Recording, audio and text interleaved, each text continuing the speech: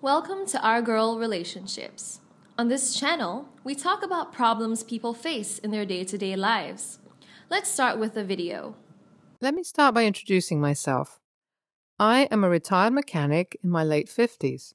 I have a very lovely wife in her mid-50s and 3 loving children who are very sweet and caring towards us. It's a close-knit family. My current wife is my second wife. So, as you understand, I have gone through a divorce much earlier in my life, and I also have a son, let's call him A, because he is the one about whom the story is all about.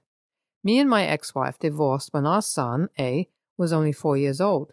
She won the whole custody of our child because I was incapable of being a present father due to my packed and busy schedule.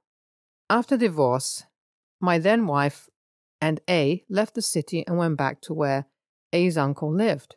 It resulted in me having 0 contact with my son. As he grew up, he always had a longing to be with his father. We reconnected with each other when A was 16 years old through Facebook. My ex-wife never had more children and also managed to become a decent earning businesswoman, for which I'm really happy about. Even though it resulted in my son being a brat and living in his own shell. As it was made clear to me, I hold no rights over my son until he's 18 and decides on his own to keep me in his life or not.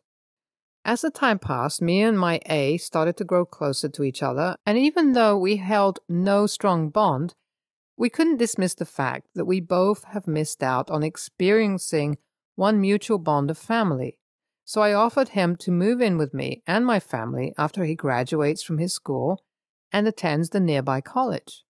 We both knew that persuading his mom would be impossible, given the hatred that she has for me, and the worst thing for her would be me trying to be a part of my son's life, which I was forcibly removed out of. And in her terms, it would be stealing her son from her. But I was desperate to have my son little closer to me because I didn't want to regret not being father enough to my child on my deathbed. So he graduated from high school and was really stubborn about leaving his mother for college in the city I live in. It was a hell of a ride with his over-the-top protective mother for her to grant the permission to move for the college. She agreed on a few conditions that I pay our son A's whole college tuition, and he won't be living with me but can visit as much as he wants to. And we both agreed to it then that I too agreed to pay the whole tuition as I wanted to spend some money on my son, as I never got any chance to. So everything went according to the plan. He moved into a rented house in the city I live in. He even got a part-time job to sustain himself and his extra needs. And I was responsible for his tuition, so I made him agree to conditions such as 1, he would visit me regularly and at least have dinner once a week with my wife and his step-siblings.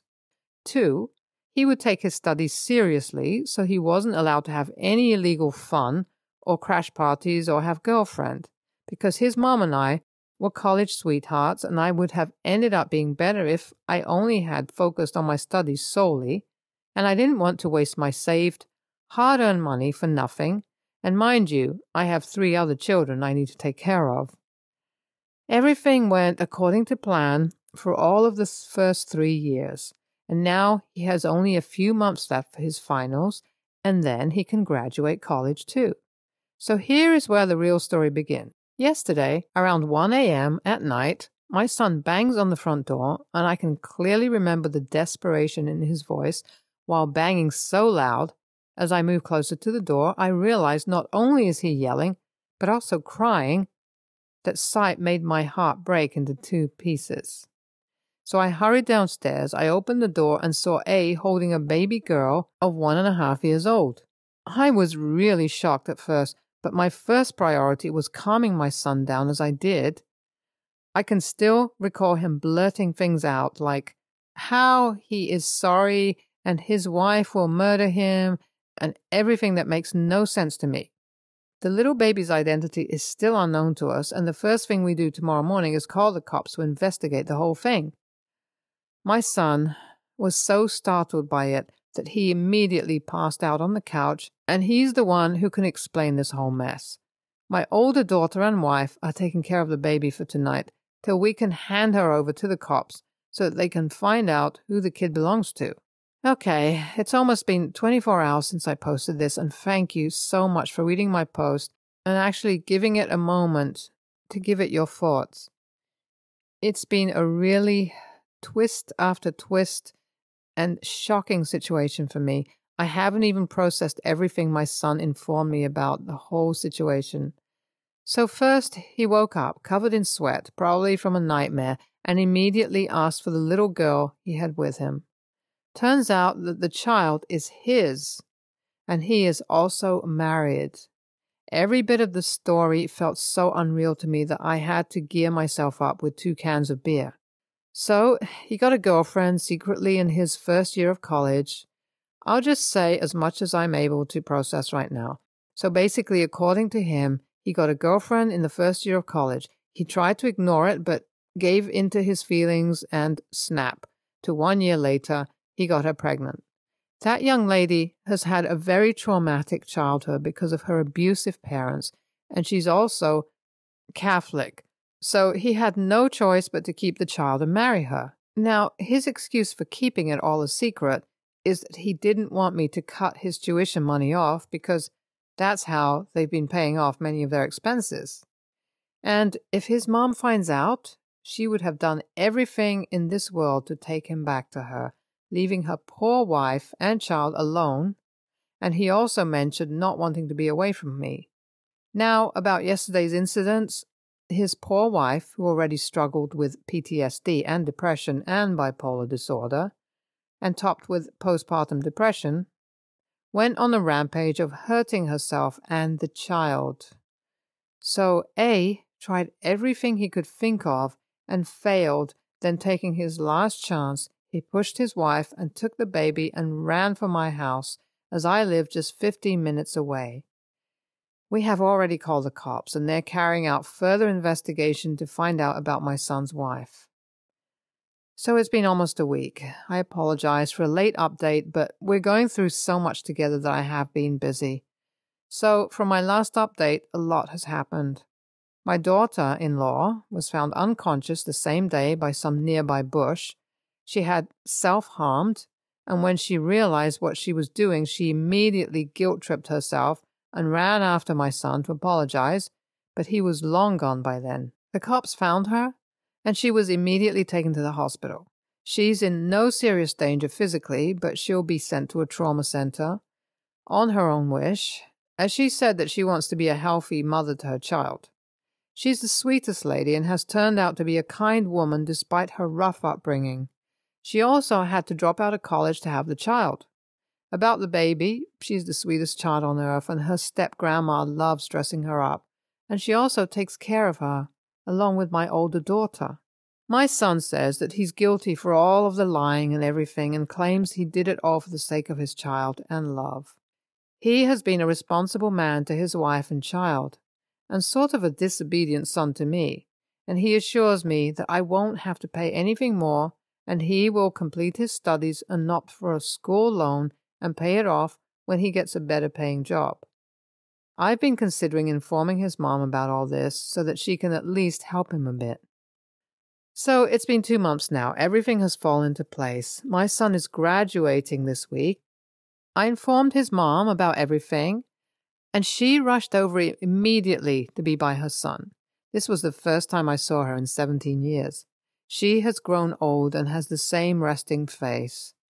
She, for a change, didn't act impulsively, but sure made the demand of her daughter-in-law and granddaughter move in with her to start living a better life with her.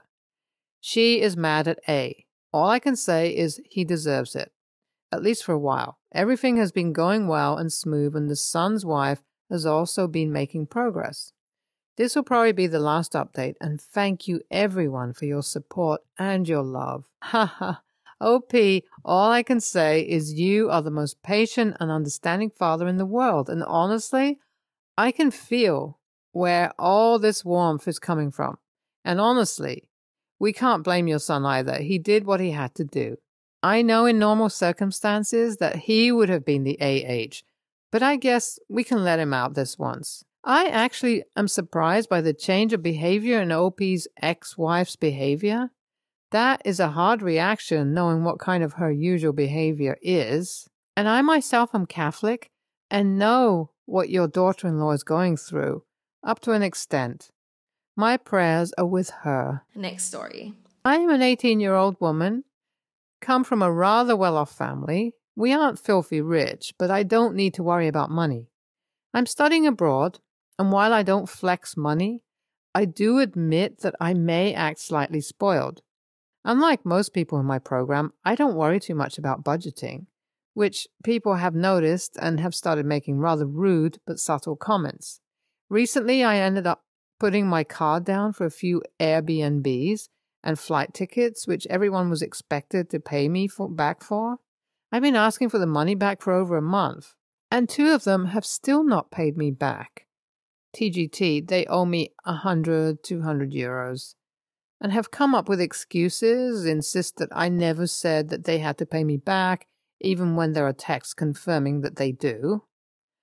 Our program is about to end, and while talking to my dad, he told me that he will draft legal letters and to send it to them to demand the money back. My dad owns a legal firm, so this was rather easy for him to do. Just to scare them a little. Being fed up and annoyed, I agreed to it and sent the letters. My group met up for drinks later, and they started yelling at me that I overreacted and that I'm a bitch who just uses her daddy's credit card. I snapped back, saying that they aren't entitled to the money that my dad worked hard for. The argument escalated, and they started berating me for never working a job. They continued on saying how I'll never go far with this kind of attitude. I ended up leaving with one of my friends. Everyone but the guy I left with is saying I'm TA for taking it too far, as the money they owe me won't negatively impact me. They're all still ignoring me till I apologize as well. AITA? Just wanted to clarify that someone's card needed to be put down, and we all alternate. They have paid everyone back but me, and I always pay back, ASAP. NTA, they're leeching from you. It doesn't matter if you could afford to let it slide. That's your decision to make, not theirs.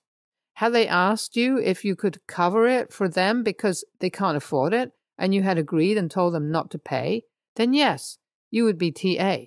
But that's not what happened. They're also gaslighting you, trying to make you feel bad for their own actions. Unless you want people walking all over you financially, stick to your guns. NTA, let me set the record straight. Enjoying yourself and enjoying the fact that you have more money is not being spoiled. Being spoiled is when someone expects everything to conform to their standard of living. And the fact that you may be more free with your money, that's your choice. Nobody has the right to dictate how you are supposed to spend your money or your time. And even worse, no matter how much money you have or how it affects you, nobody else has any right to your funds. And even if you use daddy's credit card, that doesn't make a difference. You do not need to give them charity for an Airbnb or flight tickets. That is rude. AF. Next story. When I, 18, was 6 years old, I pushed my sister, 16 then, down the stairs while playing hide and seek, which caused her some physical issues with her leg. She was also diagnosed with depression afterwards, although I suspected that she had always been depressed. In the years following that, my parents had to drop all her therapists because of some poor financial decision that they made. So after my secondary school, 16, I had been working to save up for tertiary. A few weeks ago, my sister fell down. It wasn't anything serious, but they wanted to monitor her because of past trauma and wanted to make sure that things were okay. The staff also said that my sister probably needed to go for physical therapy again. My parents immediately asked me for financial help, $6,000, which to me is a lot, and I'm already enrolled, so I cannot risk not being able to afford school. I didn't say no, but I talked to the doctor, and he said that he was willing to lower the costs, and if he just charged us for the ambulance fees and the stay in the hospital, not for the night, it would be less than $3,000, my budget. I told my mother about this, and she told me that I shouldn't prioritize my education over my sister's well-being, and it was my fault that she was in this state. She blamed everything on me, the injury, the depression, and the fact that she was a useless mouth to feed despite being nearly 30. I tried to tell her about the workarounds, but she just kept at it until I blew up and told her that I felt like my sister had been depressed way before the incident and that she wasn't trying her best to get well, considering it's been more than a decade, and she's still in the same condition as back then. I said that she couldn't blame me. I was a child, and that if anything, it was both my parents' fault, that they didn't take care of us, and that if she hadn't trusted that rando with our money, we wouldn't be in this situation. After I said that, I kind of regretted it because my mother started crying. My father looked at me with disappointment. But I was in that angry state, so I said that I was moving out, and I went home to pack up. My mother has been calling. I've been ignoring her. My father called me once and told me that he was immensely disappointed and that he raised me better. I wanted to tell him that he didn't even raise me, but I kept quiet. My sister has not reached out to me, and I've not reached out to her either. Maybe it's the guilt, but my father told me that she's still utterly miserable now. I've been living with a friend and doing their housework as payment for letting me live there, and I'm grateful for my friend for not saying anything about the situation. But this is eating me alive. Am I the a-hole? NTA. Why push so much responsibility onto you? They want you, an 18-year-old, to give them $6,000 for your 30-year-old sister? Go to college. Get out while you can. I'm really sorry about this, but move out while you can. Look into your future and don't look back. Don't feel guilty for these things when it's not your fault, nor your responsibility. Get that education and get out of there. NTA. She might as well go on a jogging trip because she forgot to tie her shoelace and hold you responsible and make you pay for it because of the incident that happened when you were 6 years old. Please, if she was in her teens and being childish about it, I would understand, but please, this is an adult. Grow up. And aren't they embarrassed asking their 18-year-old son to pay $6,000 to their 30-year-old daughter? Even if it was your fault, honestly, if I was 30, my 18-year-old sibling should keep their money or max pay a small amount. Your family is toxic.